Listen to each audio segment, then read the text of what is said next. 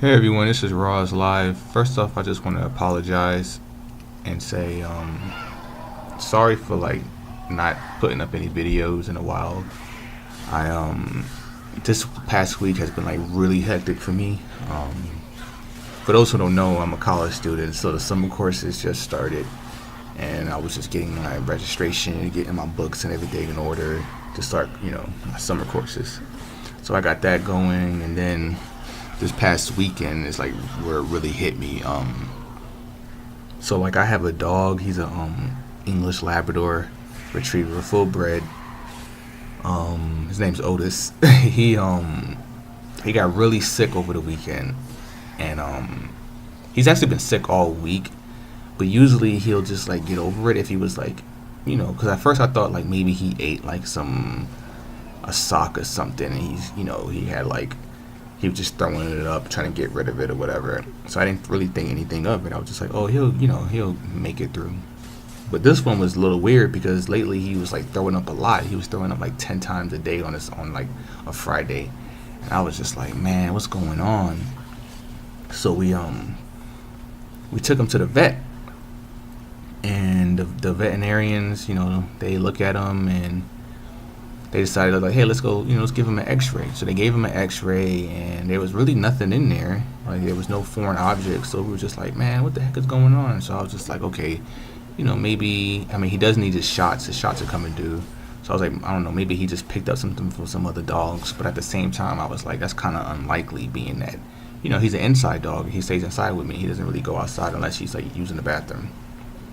So I was just like, man, what's going on? So when we took him to the vet. The vet was they just gave him some pain medication, and then they gave him some IV fluid just because he kept throwing up. So they gave him the fluid so that he won't get dehydrated.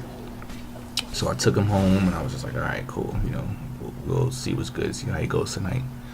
So then he just got it just got worse and worse. So the next day he was just drooling from the mouth, just uncontrollably drooling, and he wasn't licking it up, he wasn't trying to fix himself up. He was just drooling, and I was just wiping it from his mouth. I was just like, man, what's going on? I knew something was wrong at that point. And I my entire mood just changed at that moment. I just saw him looking so helpless, so I tried to feed him, and he didn't want to eat. So he was just sitting there, and then I was just like, oh man, this is crazy, man. So I just got really sad. I was freaking crying, honestly, and I was just like, man, I don't know what's going on. Something just isn't right.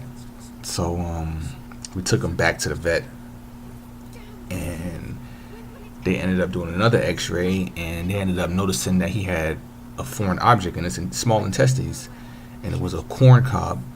So we was like, oh my god, come on, man, are you serious? So they told us, it was yeah, we don't know why we couldn't pick it up on an X-ray yesterday, but now we see it clear as day. And I actually saw it myself too. It was clear as day. It was just a corn cob sitting in there, and I was just like, man, how the heck did he get that inside his body? But my dog is a very large dog. It's pretty big for a Labrador. It has a big old head. And so, it doesn't surprise me that he swallowed that thing. So, but it's just the only thing that pissed me off is why would he swallow it whole? Why would he just chew it up? So, I was just like, oh Lord, here we go. So, they told us that, and then we was just like, oh Lord, okay, what's the next step? So what do we got to do? They was the only way they could remove it is with surgery. So we was like, okay, At first I was already scared because I already know surgery is a lot of money here in the United States. For those who don't know, who's outside of the world, our medical system and the way everything works is just absurd. The prices for surgery, for anything medical related, is just insanely high. It's almost robbery. So I was already nervous. I was like, man, this is not looking good if we have to go through surgery. So they say, yeah. So I asked him, I said, how much surgery is going to cost? So he left, came back with all the paperwork to see how much it was going to cost and whatever. And they was just giving us some ballpark figures, and it was insane amount. It was $5,000. Because they don't know if it's gonna be if he had intestinal his intestines was damaged, because they might have to cut out some of his intestines and put the rest of it back together. So they were just yeah, it can vary for anything, it can vary for $3,000 to $5,000, and we just didn't have the money for that. I was just oh my god, So I'm just sitting up in the hospital, I'm crying, I'm like, man, I don't want to put my dog down, but I didn't have much of a choice. And like just telling the doctor like, hey man, we're gonna have to put our dog down because we just couldn't afford that, like just took the life out of me just saying that shit. So I was just like, man, this is gonna be crazy. And the whole time I was thinking, I was just like, damn, how is it gonna be like when I go home, you know, and he's not there, you know, like an empty crate, because you know he sleeps in his crate, and that's the whole time I was just thinking about that. I was just like, damn, you know, I like this is gonna be hard on me. Like I can't go home, you know, to an empty crate, you know. So I was just sitting there thinking about that, and you know, we told him, you know, what we had to do, that we, you know, we couldn't afford it, and they went to the back, and he was like, hold up, you know, let's get all the paperwork for that, you know, and they talked to this other lady who was another doctor, and she said, you know what, how about you take him for the night, we'll give you a list of like places that he can you know, like other veterinarians in the city that you guys can, you know, possibly take him, that could possibly do it for, you know, for a lot cheaper. So we were like, you know, I was like, you sure you think he can make it, you know, for another night? Because I'm telling you, like, my dog was beat. Like, he was weak. He was tired. Like, he was just not moving around that much. He wouldn't eat. So it was just terrible. I was like, I don't know how many days he can go without eating. So they was just like, yeah, he should be able to make it for the night. So that's what we did. We took him for the night. And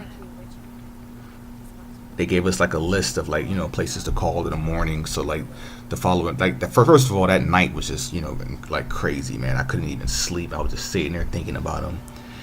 And they just gave us, you know, some you know, the paperwork or whatever, and we you know, I just made some phone calls as soon as I woke up, and we found some place that can do it for like significantly a lot cheaper. They did it for like $1,000, and we took him there, and his surgery was successful. And sorry, I can't even say that. It's like kind of sad just talking about it. But yeah, his surgery was successful, and you know, the surgeon said like, yeah, he didn't have to lose any intestines or anything like that. All they did was like, you know, cut him open a little bit.